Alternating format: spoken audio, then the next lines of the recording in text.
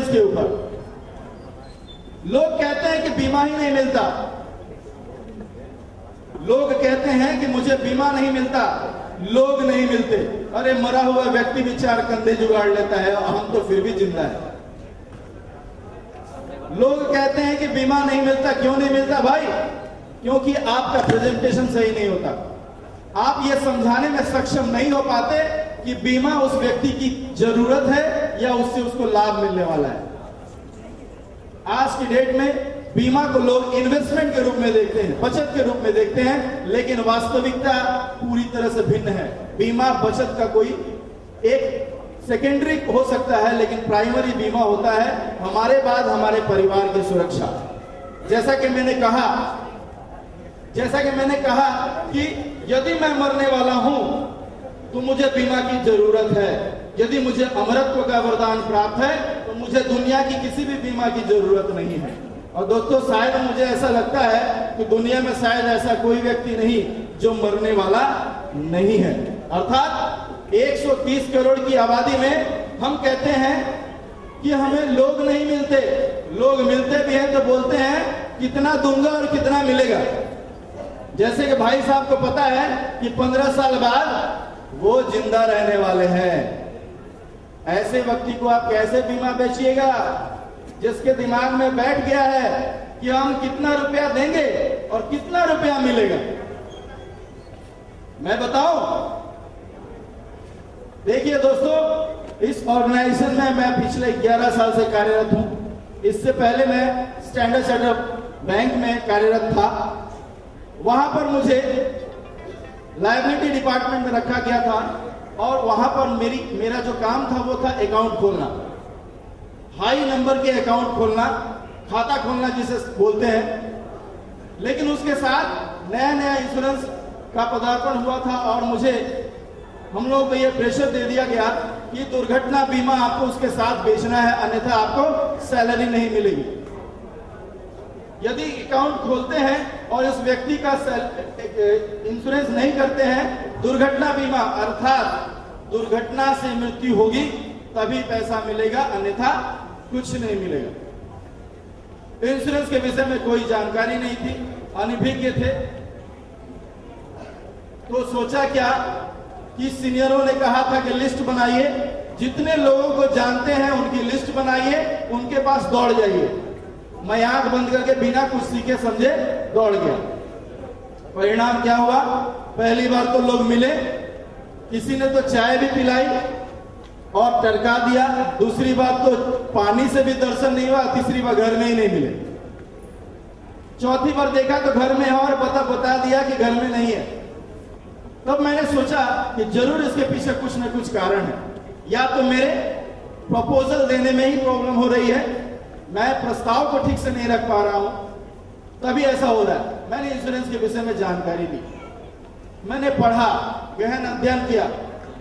उसके बाद मैंने शुरुआत, तब भी आत्मविश्वास का अभाव था, तब भी मैंने सोचा कि किसी दूर रिश्तेदार के पास जाने से अच्छा है ऐसे करीबी रिश्तेदार के पास जाए जो कम से कम प्रश्न पूछे और मुझे बीमा दे दे। मुझे सबसे जब आंखें मैंने बंद की तो दिखाई दिया कि मेरा एक लंगोटिया यार है जो बचपन से एक साथ हम लोग पले बड़े, स्कूल में पढ़ाई की, और मेरी बात को वो टालेगा नहीं, वो मुझे बीमा दे देगा।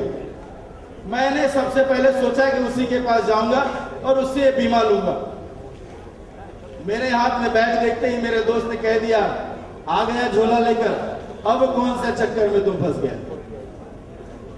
तुम्हें क्या शर्म नहीं आती? तुम इतने मेधावी छात्र थे, इतने पढ़े लिखे, इतने अच्छे नंबर आते थे, अच्छे नंबरों से उत्तीर्ण होते थे हर क्लास में, और आज तुम्हारी ऐसी नौबत आ गई कि बैग लेकर तुम बीमा बेच रहे हो जिसका कोई मूल्य नहीं है, कोई मूल्य नहीं है। मैंने उसे कुछ नहीं कहा, क्योंकि मैंने सीखा था कि किसी को आप प्यार से ही समझा सकते हैं, किसी को टकरार से और जोर जबरदस्ती से आप नहीं समझा सकते। मैंने ठान लिया कि यदि मैं इसको बीमा बेचूंगा, बीमा तो बेचना ही है, लेकिन बीमा तभी बेचूंगा जब तक इसके मन में यह डर पैदा ना हो कि अगले पल यह मरने वाला है। मैंने उससे पूछा, दोस्त कोई बात नहीं है, तुम ये बताओ तुम फ्री कब रहोगे, मैं तब आऊंगा तुम्हारे पास बात करने के लिए। वो बोला कल आओ। जब मैं कल पहुंचता हूं तो देख रहा हूं कि बैग लेकर तैयार है वो बाहर जाने के लिए। क्या भाई? तो मैं यार दिल्ली जा रहा हूं 1 सप्ताह के लिए, मेरे पास समय नहीं है। वो एक्चुअली मुझे टालने के लिए था। वो इसलिए जानबूझ के मुझे उस दिन बुलाया था कि मैं उससे फ्रस्ट्रेट होकर मैं उसके पास दोबारा जाऊंगा ही नहीं। वो जानता था कि मुझे आज दिल्ली जाना है, फिर भी जानबूझ के बुलाया था। मैंने ठान लिया था कि भाई मुझे तो तुमसे बीमा लेना है, और वो भी समझा कर लेना है। बीमा की जरूरत मुझे नहीं है, तुम्हें जरूरत है। हो सकता है इससे थोड़ा सा लाभांश इसे मुझे मिल रहा है कमीशन के रूप में, लेकिन एक्चुअल में जरूरत आपकी है। जब वो दिल्ली जाने के लिए स्टेशन की तरफ अग्रसर हुआ तो मैंने बोला कि भाई तुम जब जा ही रहे हो दिल्ली, एक काम करते हैं, मैं तुम्हें अपने मोटरसाइकिल से छोड़ देता हूं। वो भी सोचेगा चलो अच्छा ही है, मोटरसाइकिल से लिफ्ट मिल जाएगा, स्टेशन तक पहुंच जाऊंगा। लेकिन जैसे ही वो घर से निकलता है उससे पहले ही उसने अपने पत्नी को 1500 रुपया अपने पत्नी के हाथ में देता है और ये कहता है कि ये रख लो 1500 रुपया 1 सप्ताह का घर खर्च चलाने के लिए। मुझे तो मिल गया बान।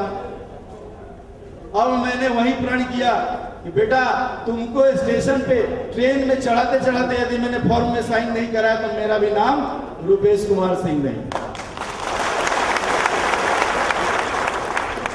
मैंने उसे अपने गाड़ी पे बैठाया और 10 मिनट के ही अंतराल में मैंने पहला प्रश्न दागा उसके ऊपर बैठे बैठे। अच्छा दोस्त, तुम 1 सप्ताह के लिए जा रहे हो, मानता हूं, भाभी जी को तुमने क्यों पैसा दिया? अरे यार भाभी जी को पैसा नहीं देगा, घर खर्च चलाने के तो पैसा देना ही पड़ेगा। कितना रुपए दिए? बोले 1500 रुपए दिए। मैंने पूछा और यदि 1 महीने के 15 दिन के लिए जाते तो कितना रुपए देते? बोले 15 दिन के लिए यदि हम जाते हैं तो 3-3.5 हजार रुपए दे देते हैं, उससे घर का खर्च चल जाता है। बोले बहुत अच्छी बात है। यदि भाई 1 महीना के लिए जाते तो कितना रुपए देकर जाते? बोले यही कौन सी बात हुई? मैंने पूछा क्या 1 महीने के तुम जाते हो कि नहीं जाते हो? बोले हाँ, 1 महीने के भी कभी कभी टूर पड़ जाता है जाने का, वही 6-7 हजार रुपए मैं दे देता हूं, घर खर्च चल जाता है। मैंने कहा कि दोस्त ऐसा तुम्हें ऑफर आए फॉरेन कंट्री से कि 6 महीने के लिए तुम्हें विदेश जाना पड़े, तब कितना रुपए देकर जाओगे? वो उंगली पे हिसाब करने लगा। बोलो भाई 36 से 40 हजार रुपए, अधिक से अधिक 50 हजार रुपए मैं देकर चला जाऊंगा, 6 महीने का खर्च चल जाएगा। अब मेरे पास फाइनल टच था। स्टेशन पर हम लोग पहुंच चुके हैं, अब गाड़ी प्लेटफॉर्म में लग रही है। अब मुझे फाइनल वार करना था उसके पर, ऐसा वार जिससे उसका जो दिल है और दिमाग का जो संतुलन है वो खो जाएगा और उसको ये एहसास हो जाएगा कि हो सकता है कि इस ट्रेन में मैं बैठा हूं तो अगले पल ही ये ट्रेन का एक्सीडेंट हो जाएगा। मैंने पूछा दोस्त, उस 6 महीने में जब तुम विदेश जा रहे हो, मान लो कि 6 महीने के लिए तुम 50 हजार रुपए भाभी जी को देकर जा रहे हो, और यदि हमेशा के लिए यदि वहां चले जाओ तो भाभी जी को कितना रुपया देके जाओगे? या ऐसी कोई व्यवस्था करके गए हो? ये कौन सी बात है? तो मैंने कहा कि प्लेन से जा रहे हो, प्लेन तो क्रैश भी हो सकता है, और यदि प्लेन क्रैश हो जाए और तुम्हारी मृत्यु हो जाए तो क्या ये 50 हजार रुपए में तुम्हारे बच्चे का स्कूल का फीस, तुम्हारे घर का खर्च चल जाएगा? उसके चेहरे पे पसीना आने लगा। ये तो हो ही सकता है। किसके किस्मत में क्या लिखा है ये कोई नहीं जानता, कब किसकी मृत्यु लिखी है कोई नहीं जानता। मैंने उसकी दुखती रथ पर हाथ रखा। मैंने कहा यदि तुम ऐसा चाहते हो कि तुम हमेशा के लिए भी चले जाओ तो तुम्हारे परिवार को कम से कम आर्थिक रूप से कोई परेशानी ना हो, तुम्हारे बच्चे की स्कूल की फीस की कमी ना हो, तुम्हारे बच्चे की अच्छी तालीम हो, तो इस फॉर्म पे साइन करो, ये बीमा कंपनी तुम्हें वो देगी पैसा।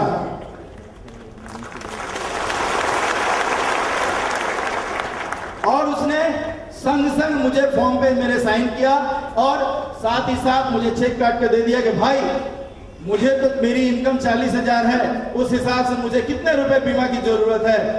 मैंने कहा कि तुम्हें इस 40,000 की इनकम के लिए 1 करोड़ की बीमा राशि की जरूरत है। और वो हंसते हंसते 1 करोड़ का बीमा राशि का चेक, दुर्घटना बीमा का चेक, उस समय 12-13 हजार रुपए प्रीमियम था, 12-13 हजार का चेक काट के उसने मुझे संग संग दे दिया।